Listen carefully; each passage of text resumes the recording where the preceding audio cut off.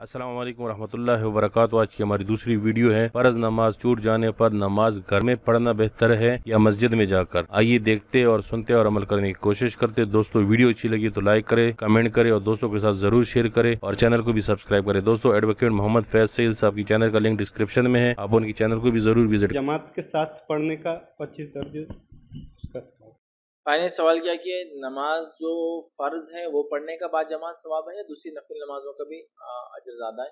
देखिए ये बात तो अपनी जगह तय है कि नमाज का बाद जमात पढ़ना अफजल है और इसका सवाब ज़्यादा है।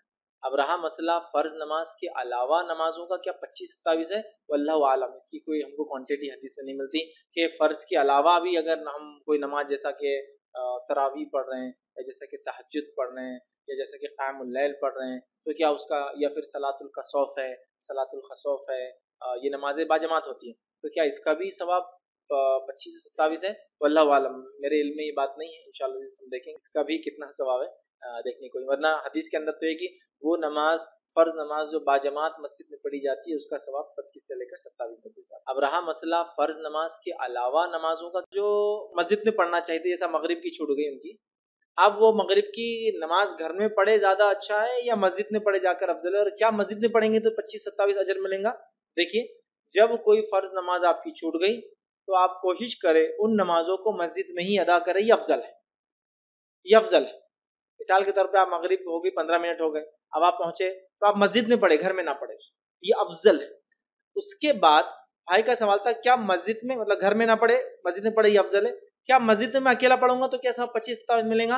तो याद रखिए वो बाजमात नमाज के लिए 25 से 27 ज्यादा है, फर्दी नहीं। लेकिन घर के मुकाबले में मस्जिद की नमाज अफजल है और मस्जिद के अंदर बाजमात अफजल है, ठीक है। और बाजमात अगर पढ़ते हैं तो 25 से लेकर 27 ज्यादा मिलता है, जो आम तौर से अकेले पढ़ने में मिलता है।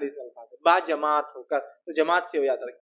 लेकिन यहाँ एक चीज आपको हो सकती है, वो ये कि अगर आपकी शिद्दत के साथ ये नियत थी कि बाजमात पढ़ूं और जमात नहीं मिली तो उलमा लिखते हैं इंशाअल्लाह जिस नियत की वजह से आपको अजर मिले, कितना, वल्लाहु आलम।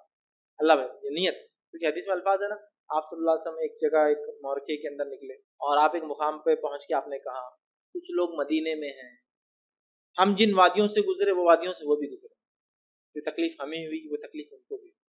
सहाबा ने कि अल्लाह के रसूल सल्लल्लाहु अलैहि वसल्लम कौन लोग हैं मदीने में और ये सब फायदा उठा रहे हैं?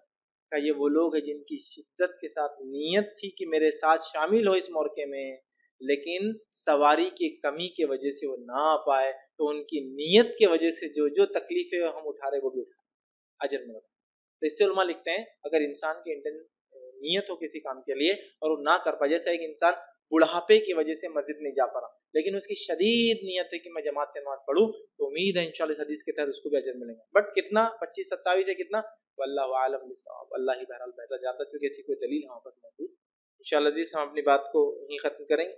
वाखिर दावाना अल्हम्दुलिल्लाहि रब्बिल आलमीन। सुब्हान रब्बिक।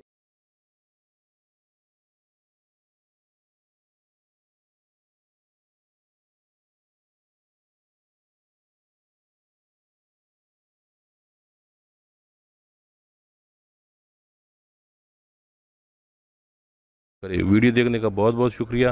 अल्लाह हाफिज़।